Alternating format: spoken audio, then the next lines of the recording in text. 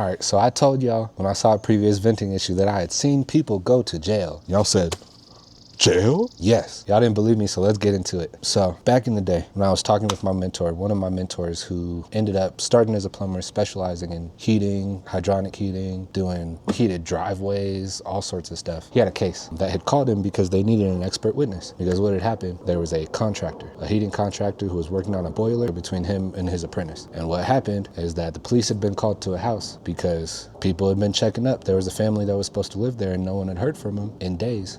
So the police figure out, hey, what's going on? You know, this is a prominent family. That go up to the house. They find all of these people, you know, asleep in their beds, right? Because what had happened? This contractor had come, he had put in this boiler for this family, right? And when they were doing all that and they were putting it in the vents, everything, the apprentice forgot to glue one of the 90s, right? And for those who don't do any plumbing or vent work, when I say a 90 is just a fitting that connects two pieces and turns them 90 degrees. So we have the vent coming up, there's this fitting that wasn't glued on, and then it goes off to the rest of the vent. And what happened is that it wasn't glued, seemed like it was working. One day, this family came home, they turned on their heat, they went to sleep, and that vent fell apart. That 90 came off, and now that vent was open to the entire house. Right, and so what happened is they turned on the heat, they went to bed, they were nice and comfortable, and just slowly but surely, that house filled up from the bottom to the top with carbon monoxide, right, ending the life of every person as it reached each point in the house. And so the contractor went to jail, the apprentice went to jail, the inspector that signed off on all of it and didn't notice that the piece wasn't primed or glued, he went to jail. And the reason that I say it in this case is because unbeknownst to y'all, outside of that 20-second clip that I made about that vent, there surely were some places where there weren't screws where there should have been. There were places where there were maybe one or two that weren't even in. You could just pull them on out. And I know, had someone bumped that water heater, had someone shoved it as they're doing work in that super